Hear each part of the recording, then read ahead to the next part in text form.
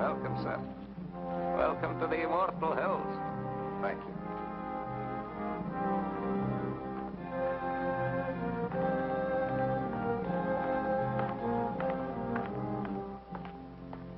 So, by way of making you feel right at home, Bobby. Mr. Chairman. Come along, sir. After you. This is your place now, you know. Of course. It isn't as if you was any stranger here, Bob. Yes, but somehow this place all looks different to me. Like I never saw it before. Well, maybe I never had to. It's cold as an icebox in here. Oh, that thing hasn't worked in years. Cement holds the wet, you know, makes the air a wee bit Christmassy. Won't bother you none once you get down to work. I'm not sworn in yet. Oh, that's only for show, sir. Now, let me see if I got the list of committee men right. First, Chairman Robert Kraft, yourself. Mr. Honiger, Treasurer, your Uncle George, Secretary, and of course Mr. Trowbridge and Mr. Bates, making 5 in all, right? Right. You can find me at any time, my dwelling straight across the boulevard, opposite the gate. Makes it nice, living so close to my work. Now, would you like to see the sights, sir? Give the roof a chance to catch the heat. Mm-hmm. If you get to make a tour, it's a bit warmer outside. That's quite a map. Oh, yes, sir. That's a map of the entire cemetery, down to the weeest speck of dust. Here we are, and here's my shed with the row stone, and there's the gate you come in. Certainly kept it up to date. There's the new mausoleum on there already. Aye. Oh, yes, sir. This map's going to be a big help to you, Bobby. Suppose you got a customer and you want to know what ground we can show him. This is where the map comes in. One look and quick as a wink, you know who's where and what's what. It's them pins that makes it so easy. The black ones stand for the ones that is already there, and the white ones for them as has made their arrangements for the future. Now, for example, here's my place. Lovely, isn't she, Bob? There. Sun in the morning, but gets those trees to give shade in the afternoon heat. McKee, you've been on this job now 40 years, right? Aye. Well, I guess the committee's right. It's high time we retired you. Nothing to worry about. Full pension. You draw the same check every month. I'm to be paid for nothing from now on.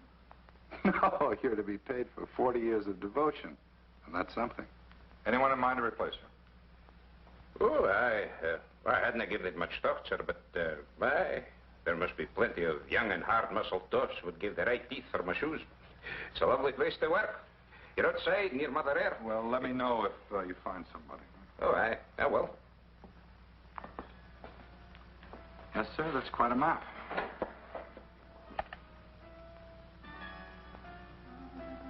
Pardon me, sir. I just wanted to show you where we keep this in case of emergencies.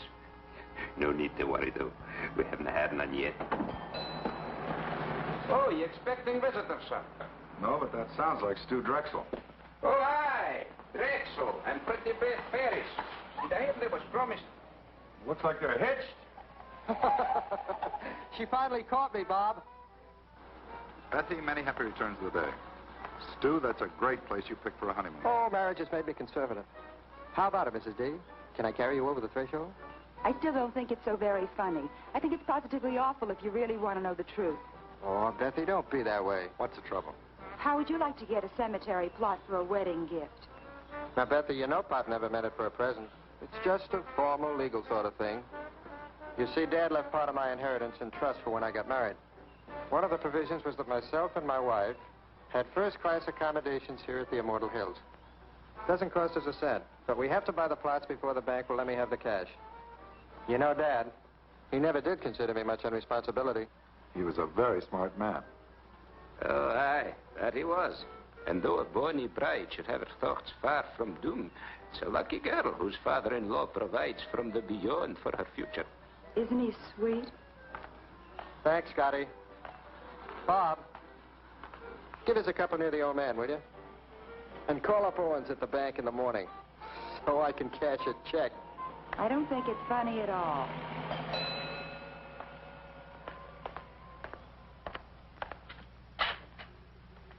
From the last administration, sir. Folks get a wee bit rocky when they come out here sometimes. Best to be prepared. Down the hatch.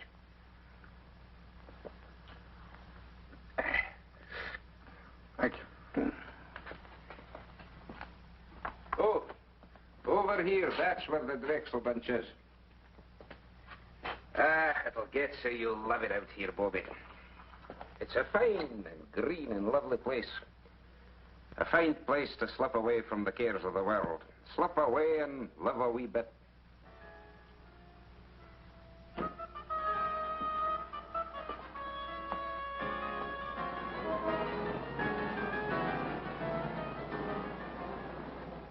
As retiring chairman of the Immortal Hills Cemetery Management Committee, George, I haven't got... it is now my very great pleasure to announce the appointment of Robert Kraft, president of Kraft's department. Now, George, don't shush me. You railroaded me into this. Now, wait a minute, Bob. It's your turn. Last year was his turn. The year before it was mine.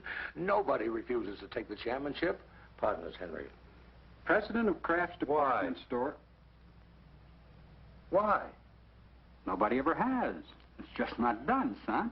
Well, can you give me one good reason why I should take over the management of a whole big cemetery when I'm up to my neck in my own business? As retiring Hold it. Of course I can. Tradition. Particularly for us Crafts. You always harp on dignity, honor, prestige. Well, how do you think we got it? Because your great-grandfather, your grandfather, and your father served on every community project, board, and committee that was ever created. They served for free, but they did it for business. That's what a fine family has to do in this town. And you can't refuse to do it without losing a lot of respect from our customers. And another thing, it's just not done. Well, pass me over till next year. I'm up to my ears. Bob, do you realize you're talking about only a few hours a month at the most? McKee, the caretaker, handles everything. All you do is show up once a week and sign the checks. It's getting late, George. Proceed, Henry. Raise your right hand. Well, what about Bill Honegger? Raise your right hand. Do you, Robert Kraft, swear to discharge the duties and responsibilities of this office faithfully and completely to the utmost of your abilities? I do. Congratulations, Bob. Thanks, Mr. Trowbridge. Thank you, Uncle George. Okay, Miss Lane, you can put through his calls now. Thank you, Mr. Watson. I'll ring him for you now. Hello. There's a guy named Watson on the phone. Says it's urgent. You know him? Of Olds and Watson? Olds and Watson, you know. Oh, the Undertaker. Swell. Hello. Well, thank you very much, Mr. Watson. I'll do the best job I can. Yes, sir. Oh, you're kidding. Well, sir, don't worry about it. I'll take care of it myself. I'll be there within an hour. Yes, sir. Thank you. Well, what about this ad? I have to wait. I'm sorry. Well, now, call McKee. You don't have to go up there every time. This is different. Somebody prominent? Stu Drexel and his wife. Stu and Betsy. No.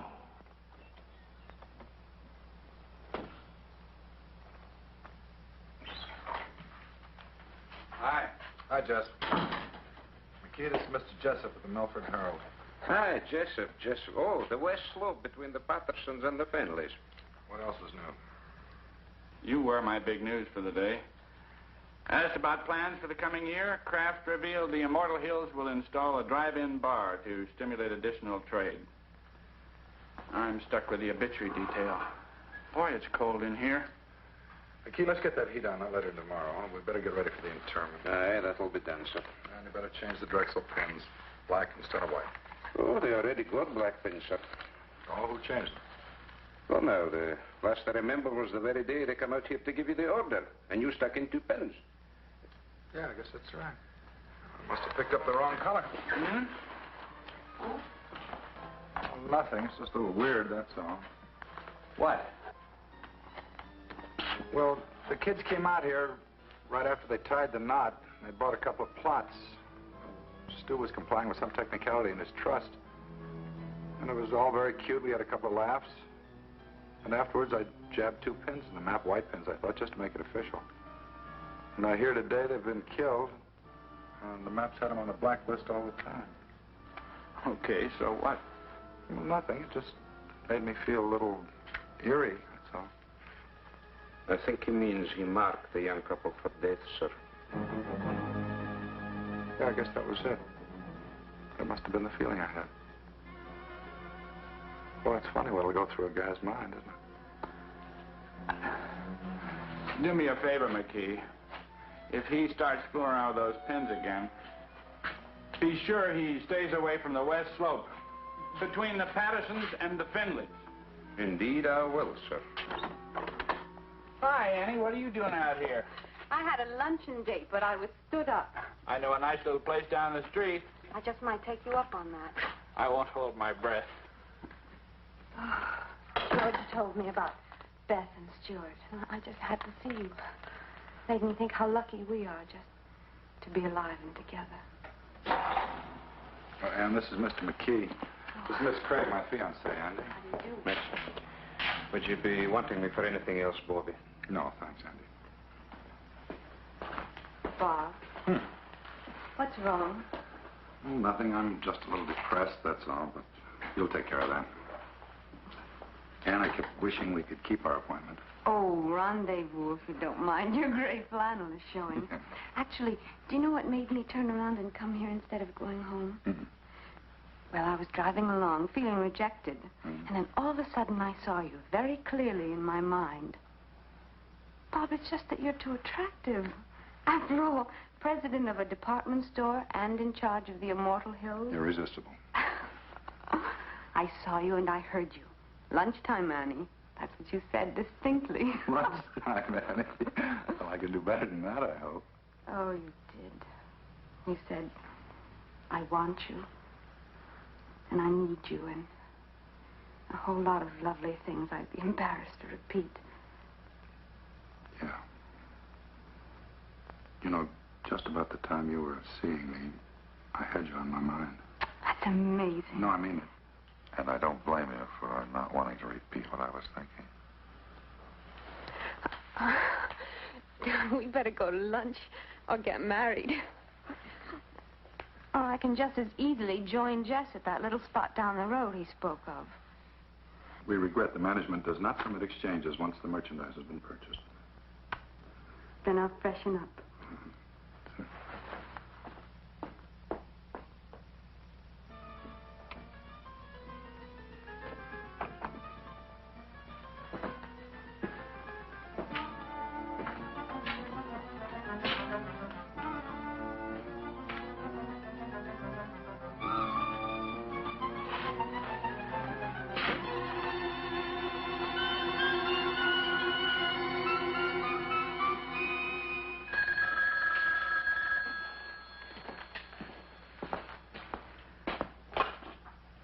Immortal Hills Craft.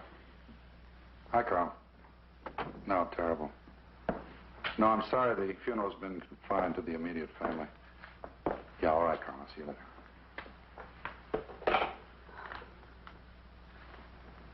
later. No, no.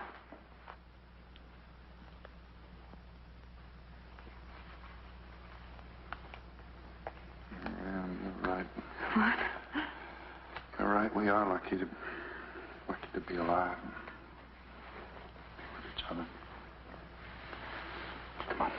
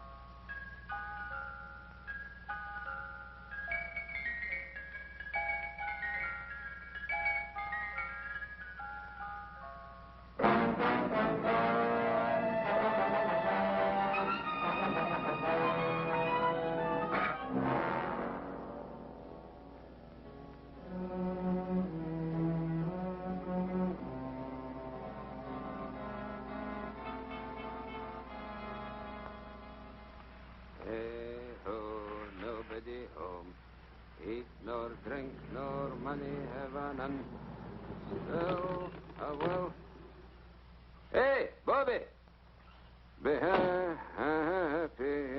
Hey-ho. Ah, I picked the Strexel stone for glass. Fine and rich and swirly. I'm a granite man myself. Bobby!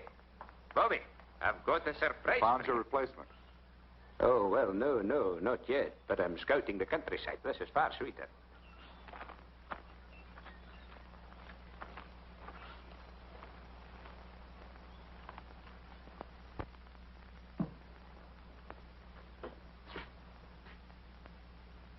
This is what I call getting things done. Oh, gee, you should have been an executive.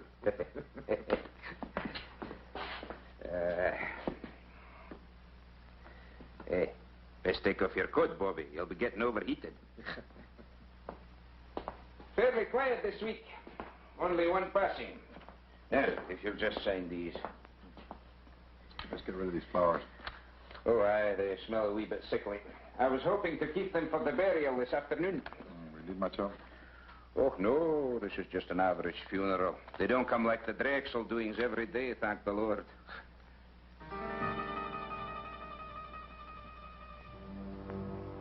McKee, this bill for W. Isham. What's it for? Why, he's the lad for this afternoon, Bobby. Oh, no need to look so sad. Willisham was the same age lad as me. Oh, there's something I've been meaning to tell you. Mighty queer it strikes me, Bob. I went to the map just after we got the news to change Willisham's pin to black. It was already black. Looks like there might be something creepy up with that map. Changing pen colors without human assistance, no less. I changed Mr. Isham's pin, Andy. You... But, Bob, you haven't been here since he died. Just look, please. I know, I changed his pin before he died, not after. Jess, it's Bob Kraft. Can you come over here right away? No, I'm at the cemetery. That map's nothing but an old piece of paper hanging on the wall. All you do when you stick pins in it is to make holes in the paper. White pins, black pins, safety pins. It doesn't make any difference, see? Well, look, it's unfortunate that it worked out this way, but coincidences are part of everyday life. Some are funny, some are pretty odd, but this one isn't even good enough to make the back page of the shopping news. That's all it is, Bob, coincidence. Yeah. You're right, Jess. Thanks. That's okay. Sometime when I've tied on a real headbender, you can do the same for me. What's your trouble? Well, nothing, but I've been through all this before. The grass, and the quiet, and that sound. I never knew what it was. It's the sound of a name being cut into a headstone. Yeah, I've heard of people who thought they'd been through the same bit before in their dreams. I think it's even happened to me. What would you say if I told you this happens to me regularly? Ever since I was a child. Sometimes as often as every other week. I'd say you were sensitive or exaggerating. Third floor sportswear, 9280 gross. Compared to 8500 as the same date last year. Basement sportswear. I'm going to call Bates and Honiger and Trowbridge right now and tell them I'm quitting. Don't worry, George. Nothing drastic will happen to the store. My mind's made up. You mean mixed up? I've lived in Milford all my life, and I can't remember any man who ever let that place get the better of him. Why, when I was chairman, I'll bet I stuck the wrong colored pins in that thing a dozen times. If I ran out of one color, I used the other. You've only been down there a couple of times. George, I put black pins in the map for the Drexel couple the day they were killed. Now, I didn't think anything of it at the time. And then I took a white pin out of the map, quite at random, and I put a black pin in its place, and today I find out the old man it belonged to died during the week.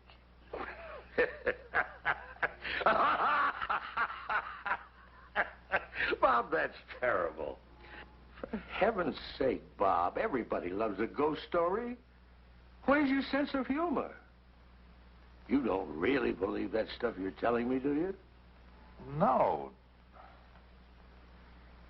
But I still think I may be learning something about myself.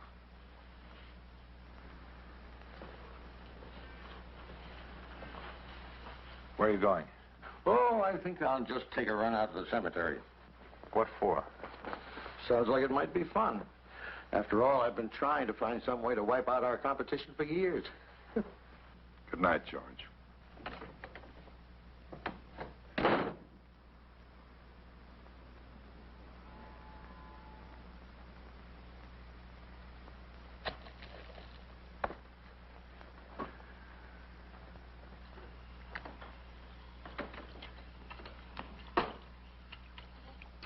Want to take my car? All right.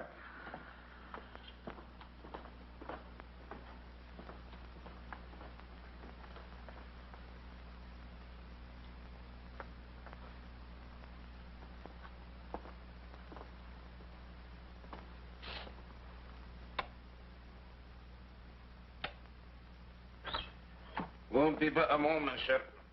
No, don't bother, McKee. I think I've got it.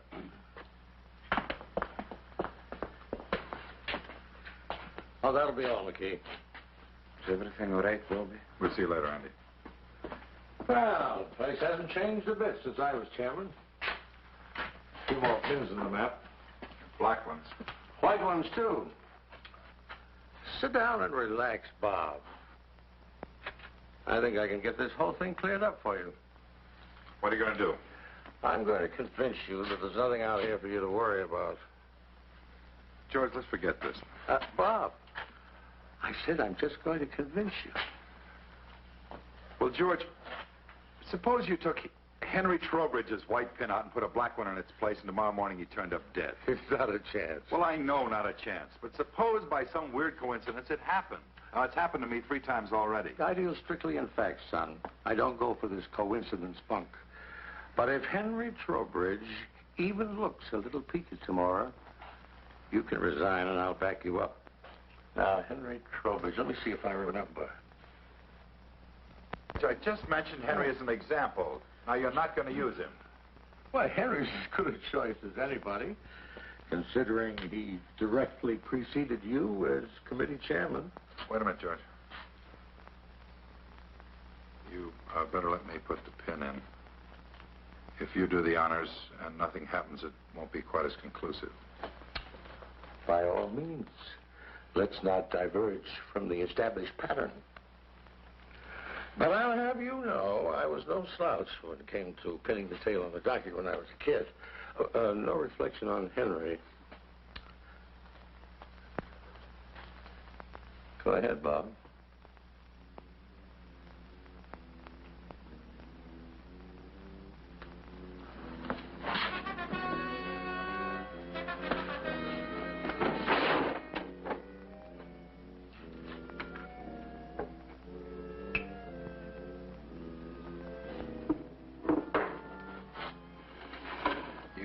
Henry and tell him what we did. He'd only think we were kidding. No, he'd believe you. Then he'd call my physician, and he'd reserve a nice quiet room for me at Providence Hospital. Let's keep this quiet, my boy. Henry can't complain. After all, if his term had run a week or so longer, he might be having the willies instead of you.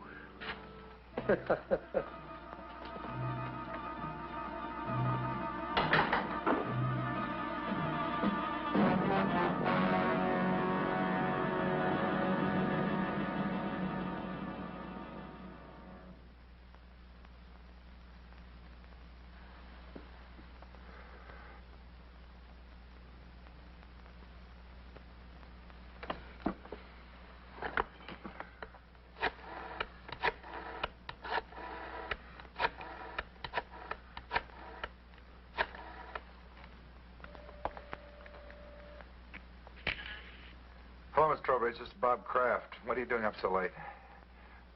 Nothing serious. I just meant to call Henry earlier and it slipped my mind. Put him on, will you? Or if he's watching the movie and enjoying it, ask him to call me back during the commercial. No, Bob. Just hold on and I'll get him. He's upstairs reading in bed, but I'm sure he's not asleep. Well, I hate to disturb him. You just hold the wire, Bob.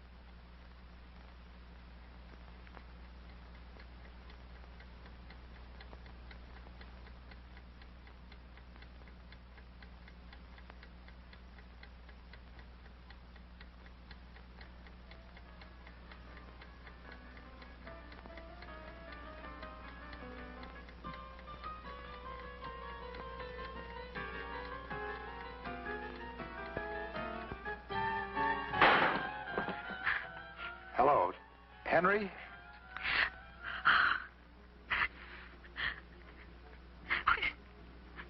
He's not breathing, Bob. I've got to call a doctor. I understand. I'll hang up right away. I'm terribly sorry.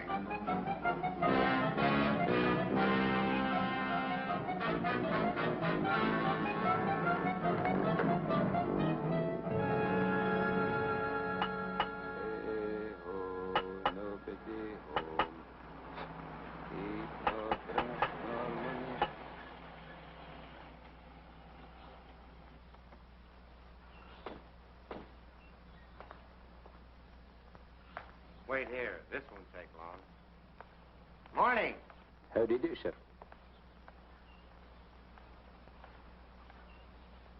Well, I don't understand it. Jess said he'd be here in 20 minutes.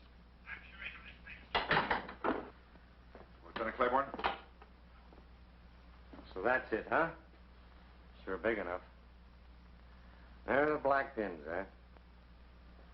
We're particularly concerned with these four. Isham and the Drexel couple, and now Trowbridge. Let me get this straight, Mr. Kraft. You say that every time you stick a black pin in the map, people turn up dead? That's right. Well, go ahead, Lieutenant.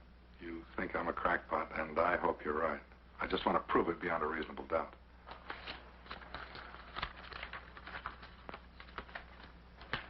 Stewart and Elizabeth Drexel, DOA, Emergency Receiving Hospital, result of highway collision.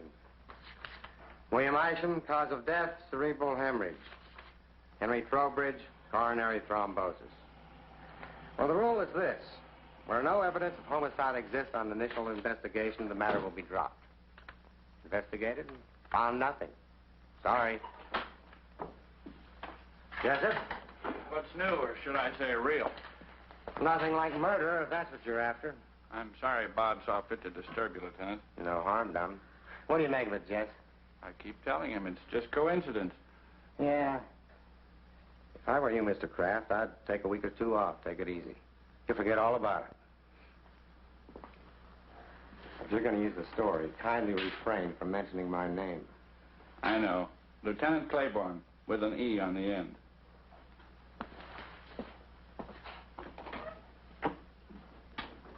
Boy, I think 4 deaths could appear so flimsy to a policeman. You never should have called the police. Claiborne's one of the best. Any other guy might have Look for a big, heavy book to throw at you. Yeah, maybe you're right. On the other hand, maybe that thing's dangerous. Really dangerous. Or maybe the element of danger is in a man. In me. Bob. Is there something different about me, Jess? I'm really beginning to wonder. Hey, buddy. If there is anything to this map, don't go blaming it on nameless forces. Maybe somebody's trying to scare you. Could be you got an enemy or two.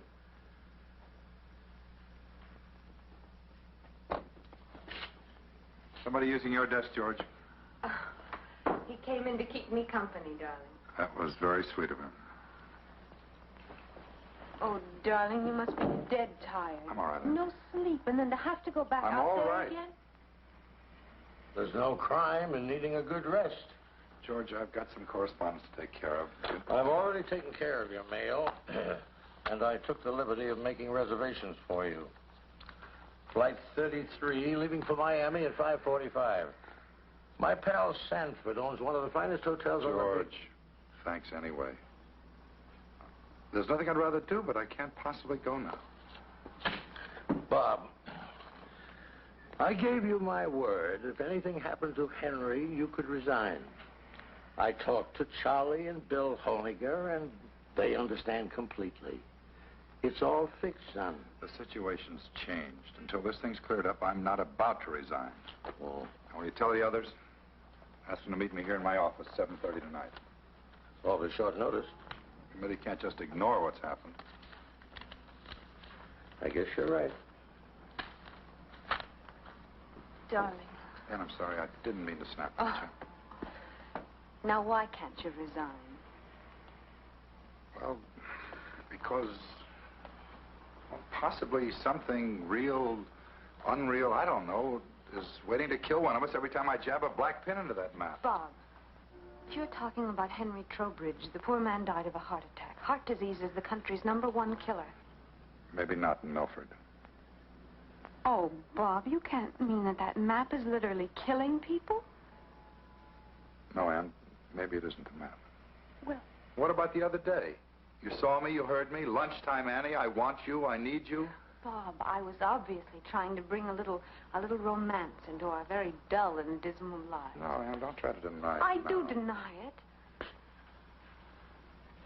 Bob, I love you. I'm not in any sort of occult thrall to you. Hey, can't you take a joke?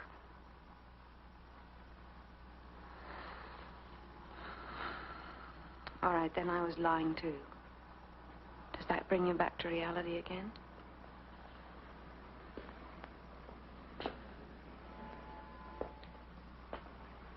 Bob, I think we better take advantage of those plane tickets. George's Mr. Sanford's could be best man. The offer's awfully attractive. I love you so much. And if you're going to cry, do it someplace else.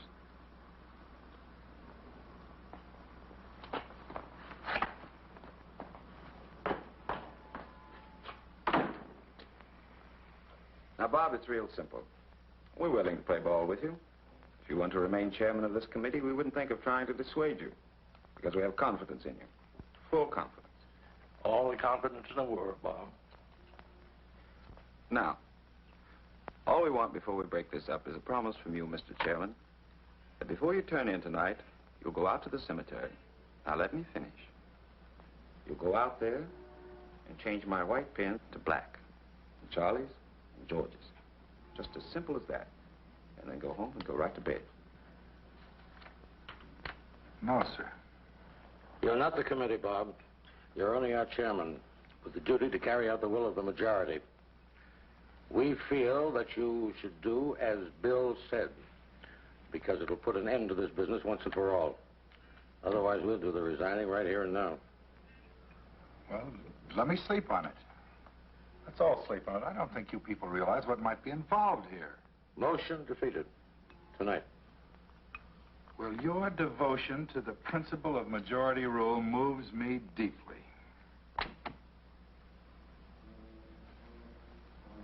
Okay. Good night.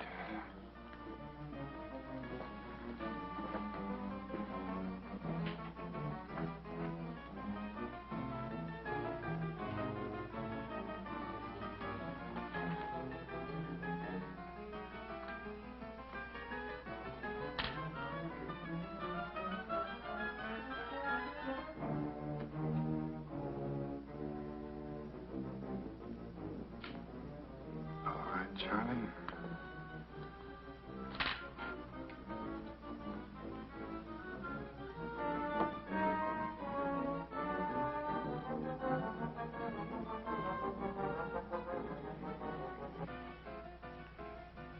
Here goes nothing, Uncle George.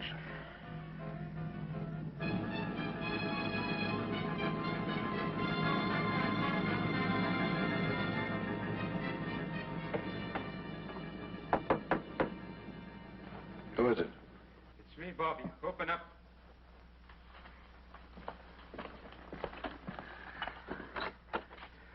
I seen your car lights from my window driving through the gate, so I come running. You needn't have bothered McKee. You put in a full day already, and I'll see you tomorrow. No. Bobby, please. Bobby, listen. When you locked and bolted this place, I said to myself, now there's a man who knows his business. That's what I said. He may not know everything what's behind it, but he knows when a thing's to be fooled with and when it's to be left alone. There's nothing to fear with a man like Bobby Kraft at the tiller. That's what I said. Well, that's fine now. You run along home and don't worry about a thing. Nothing's going to happen to you. No. Please. Bobby, lock this door again and send yourself home. Or else, who can answer for what may happen to the whole miserable lot of us? It'll have to be open sometime. If I don't do it, they'll get somebody who will. Good night, Andy. Good night.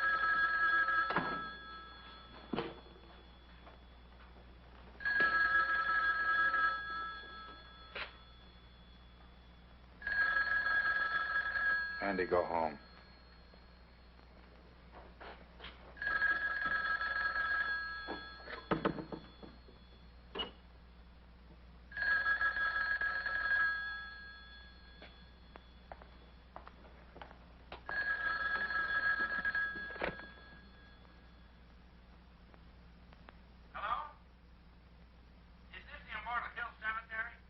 What do you want, Jess?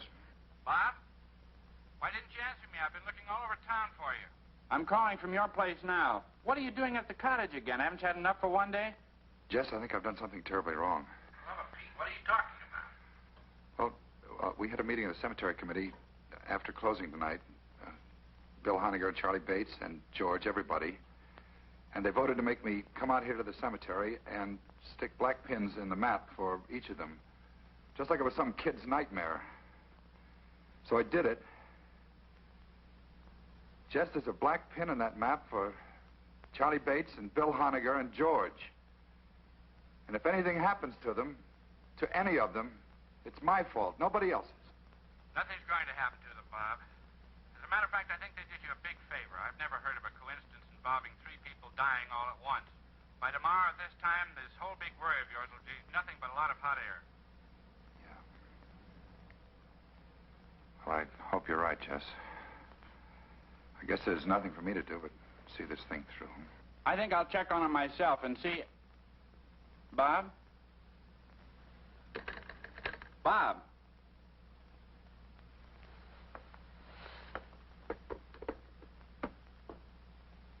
Honegger, Bates, and George.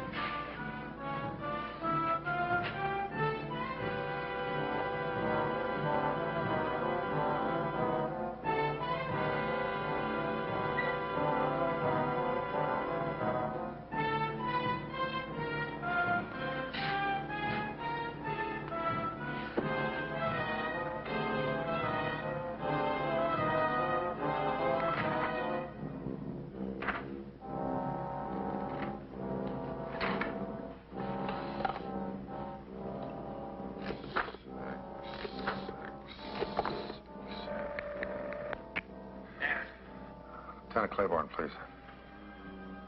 Homicide. This is Homicide, Sergeant Gray. Lieutenant Claiborne, please. I'm here. Can I take a message? Sergeant, this is Bob Kraft, Kraft's department store. Oh, sure. Oh, wait a second. Wait a second, I'll check. Mr. Kraft, are you calling on police matters or is it just something personal? Well, it's a little bit of both, Sergeant. Drive at Adams 1311. Thank you.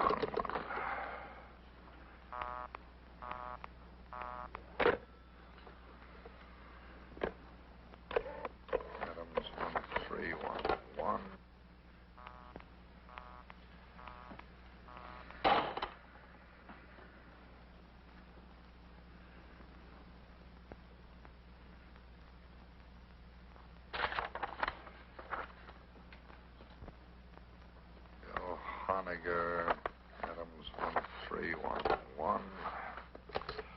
Adams 1.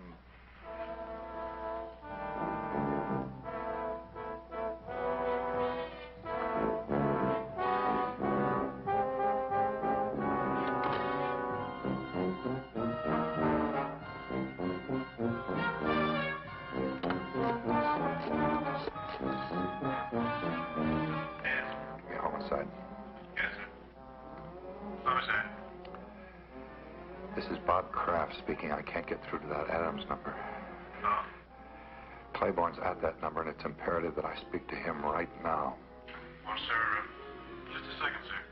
I think he's reporting in on another line. They've been trying to get you, but your line's been busy. Hang up and I'll call you back right away.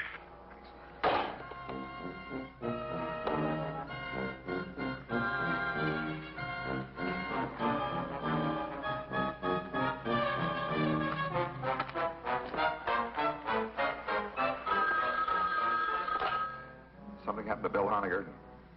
Hello. Yes, Bob. Jess, I'm expecting a call from Claiborne. Hang up. Call me back in 10 minutes. Claiborne's with me. Let me talk to him. He's not here now. What's wrong, Jess? Bill Honegger's dead. As soon as I found out, I routed Claiborne out of the sack and filled him in on the whole wild story. We were over at Honegger's in 10 minutes with 2 squad cars detailed to cover Charlie Bates and your uncle. How did Honegger get it? No, he didn't. That's the trouble. What? Poor guy just dropped dead. Nothing out of the ordinary. Bates? Charlie Bates? They found him in his apartment. Say it. No homicide. He just stopped breathing. George? George, yeah. I called and told him about Honegger before I left for Claiborne's. By the time the police got there, George had already left. Well, they'll find him, Bob. Don't worry. I'll be waiting for word about George. Let me know.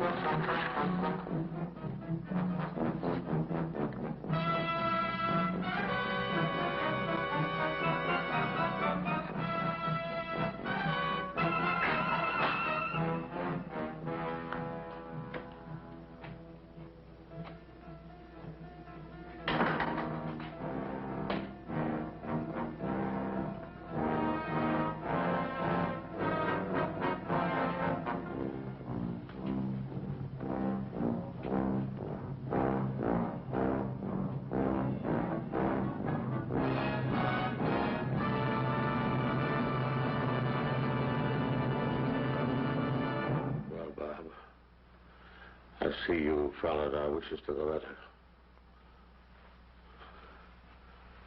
Come on. I'll drive you home before you catch pneumonia. You three men made a terrible contribution to this town tonight, whether you meant to or not. I'm not going anywhere, Uncle George. I'm staying right here. Well, I'll admit that, what was Charlie and Bill going so suddenly? Charlie and Bill and Henry and Isham and Beth and Stu. Stop looking at the map. You're looking at it. I'm looking at you. We're both waiting, aren't we, Uncle George? Waiting to see if you escape. Escape dying? Nobody escapes that, my boy. The only question is how long. The only question is, does a man die in his own time or in the maps? So far, everyone's been forced to conform to its schedule. Everyone but you.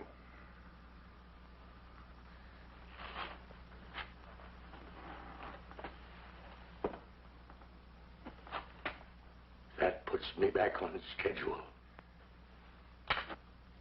My own schedule. If it makes you feel any better.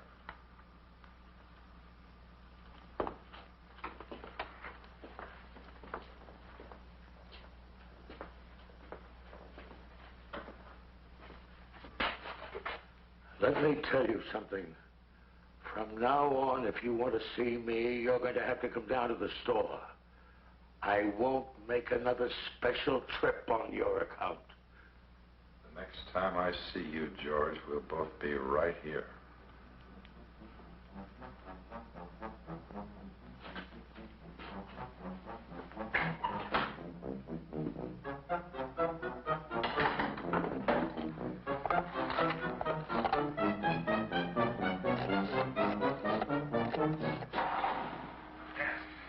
Homicide.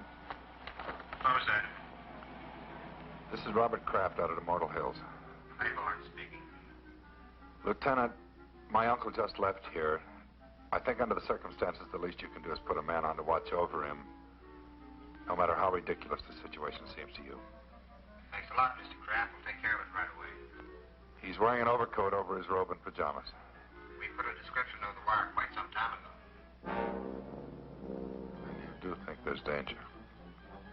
Sergeant, Kraft, George M. driving east on Bunker Hill. Road from destination Manor Apartments, Big Bunker. We'll have your uncle safe and sound in 10 minutes, Mr. Kraft. You'll hear from me.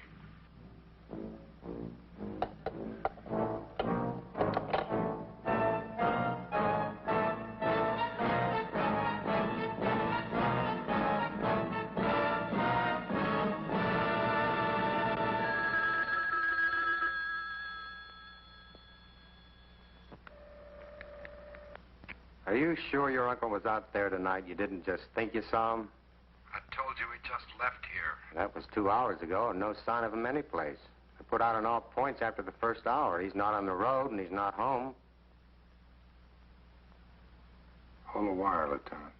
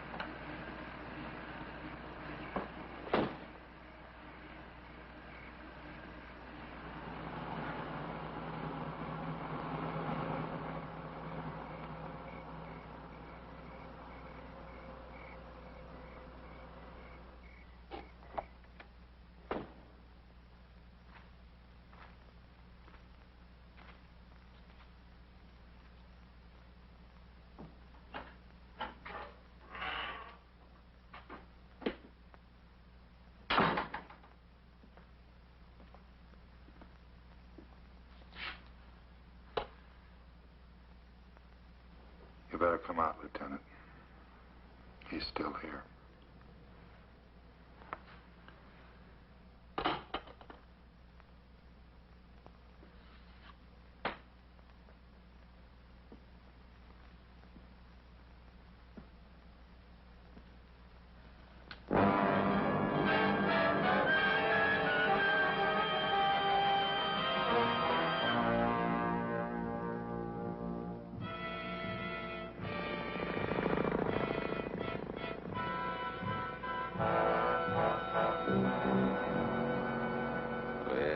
All the day, Randall, my son, where have you been all the day? Andy!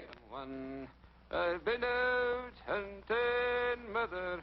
I've been out hunting, mother. Make my bed soft, mother. Make my bed soon, for I'm sick. Andy!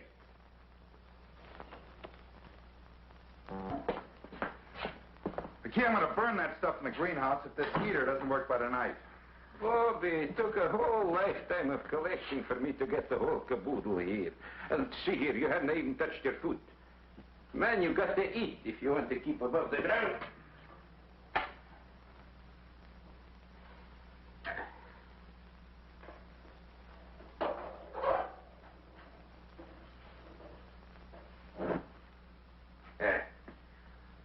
Lights for me, Bobby. Of course, I can't answer for what happens after sundown.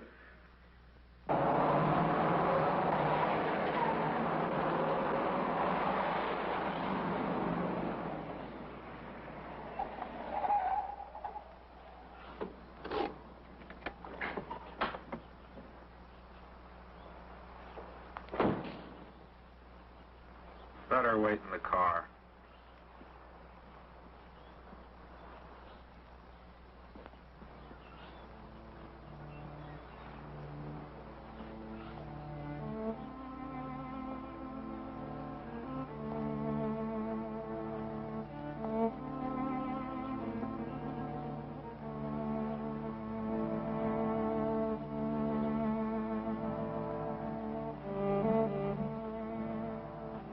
Irresistible. Aren't I crazy? Completely. I'll never change, I'm afraid. Annie, I'll see you later. Bob, please. I take it back. What? That day in the car, I did see you and I did hear you. I really did. I should never have denied it. It's all right, Annie. I'll see you later.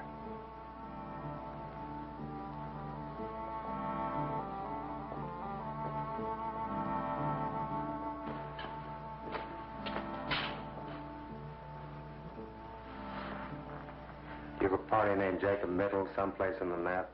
M-I-T-T-E-L. William Porter? Sure. You know him? Yeah. We contact the French designers through Middle.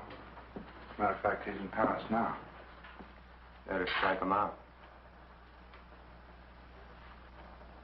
Jay? Go ahead.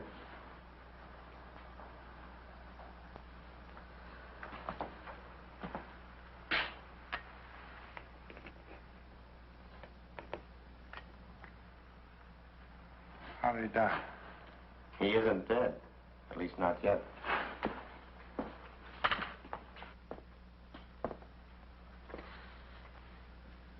I know what you're thinking, Mr. Kraft.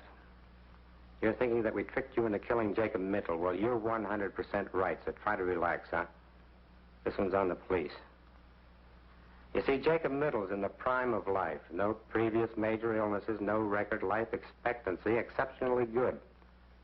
And he's in Paris with all that ocean water to protect him from this mess. Up until now, all the deaths have been confined to the local area. If it strikes somebody on another continent, then we've really found something. I knew I should have gotten rid of those pins 4 days ago.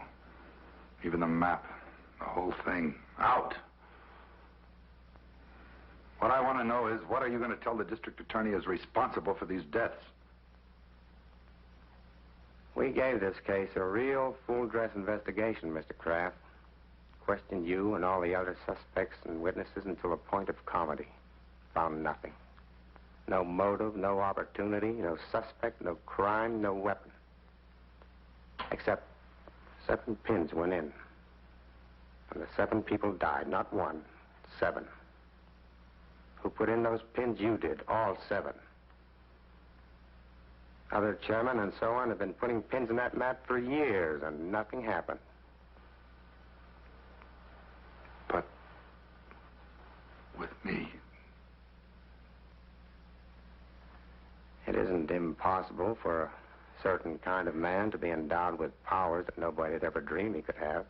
A lot of scientists claim that. Maps and pins can't kill alone. The power of a human brain has to be behind them. Like in the Indies, I guess, those voodoo dolls you hear about. Witch doctor sticks pins in the thing until the guy in question is jinxed into dying. Of course, I know he didn't mean to kill anybody.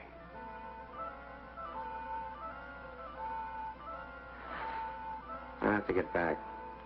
You'll hear from me the minute we get word.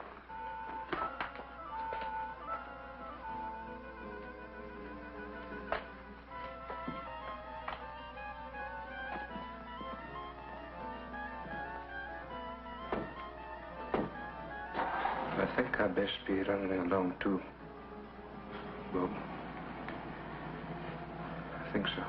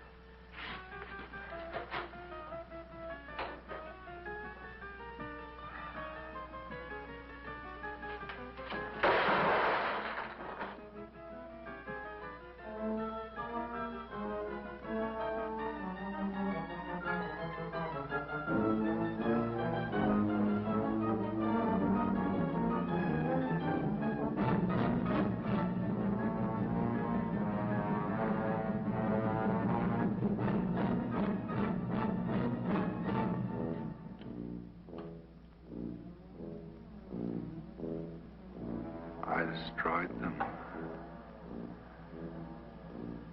Something in me killed them. Something in me.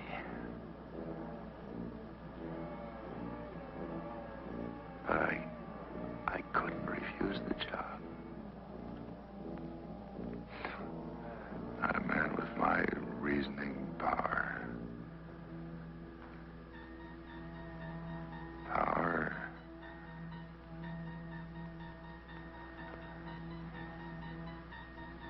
If I have the power of death using the black pens, then I must have the power of life using the white ones.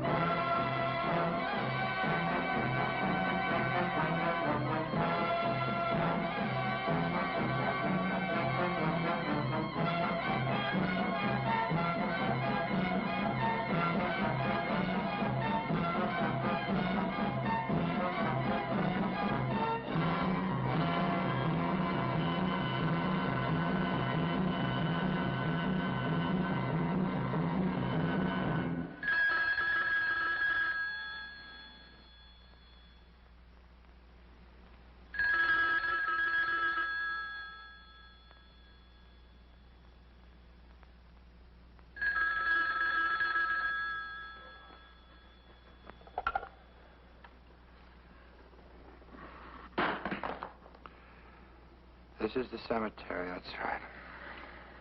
This is Rosamund Middle. Rosamund, I don't... Yes. Can't you hear me? This is Rosamund Middle. Jay's wife. Rosamund, yes. I've just received a cable, Bob. Can't you hear me? You just received a cable from Paris, France. That's right. I'll read it again. Regret. Jacob W. Middle died in Hotel Royale. Body awaits disposition. Signed, American Embassy, Paris, France. That's right. He died there. Died in Paris, France. Died. Jacob W. Middle. Impossible.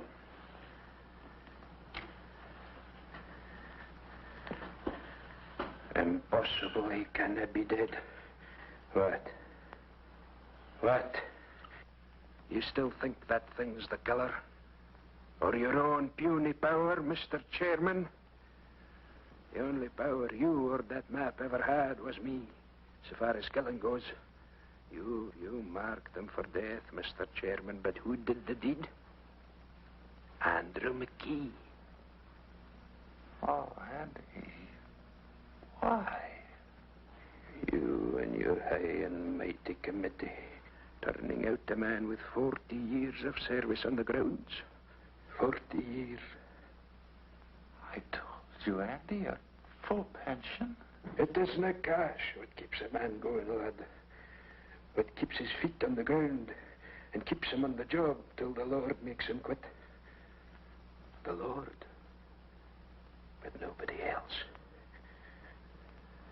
This is my hills, my lands, my activities. Aye. We come a long, dark road to put this gun to your head, Bob. Andy, we never tried to take anything away from you. Aye. I made sure of that. I snuck up on each one of them in turn when they was alone and held them fast like so until they went. Why, even big old George, your uncle, left as easy as a baby. Middle. That doesn't explain what happened to Middle.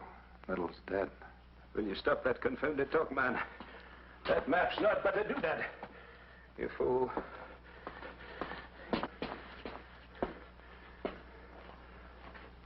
There is nothing to fear here.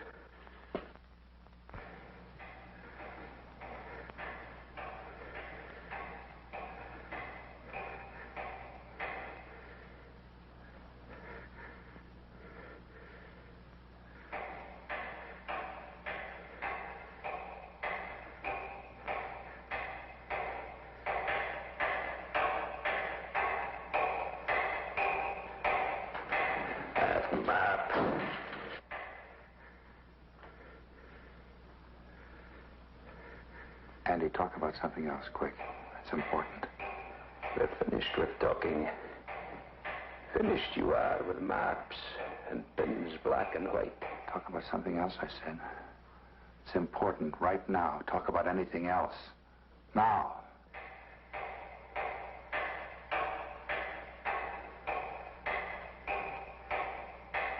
Why? Because I caused you to kill those people. Andy, you better get this straight right now. You heard that lieutenant. It's possible for some people to have things inside them that make other things happen.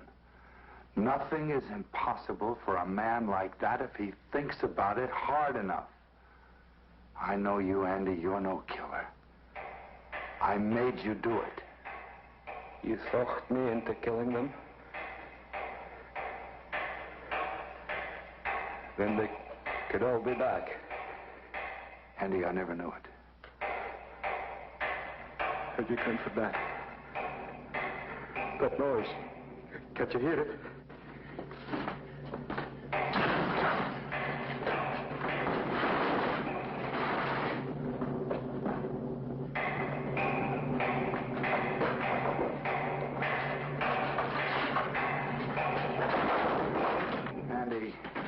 Andy, stop. There's nobody.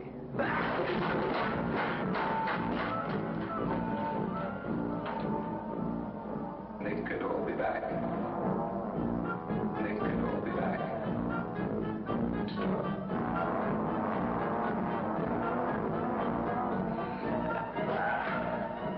Don't let them take me, sir. Go away.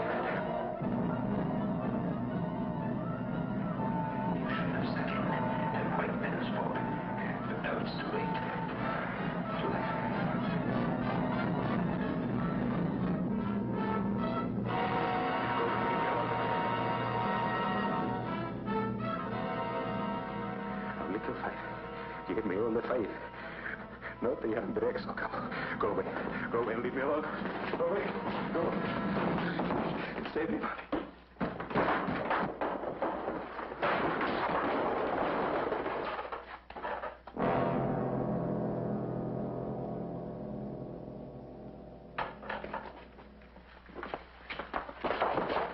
He's dead, Lieutenant. All right, forget the normal procedure. Get him out of here.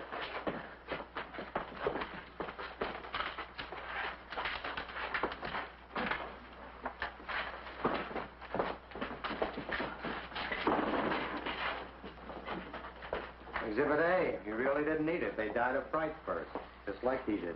You're forgetting about those 7 trips to the mausoleum, Lieutenant. 7 bodies, 7 trips. They helped.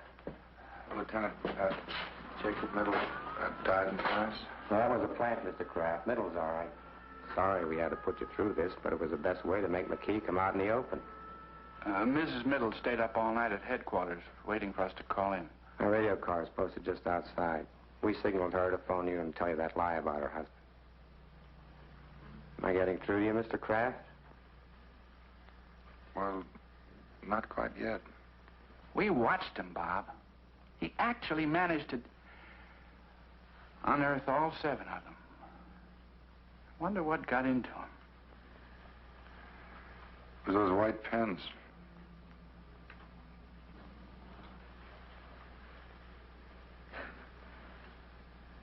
It was.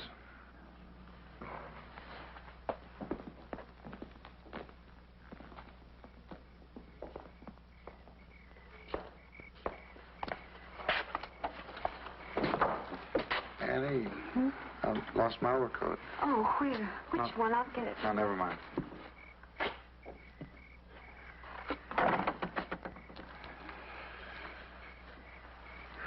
I think I can find it myself.